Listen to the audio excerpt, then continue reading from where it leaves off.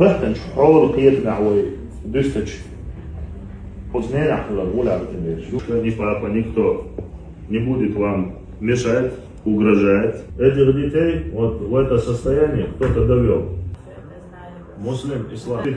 Вы оба крепкие парни, мужчины.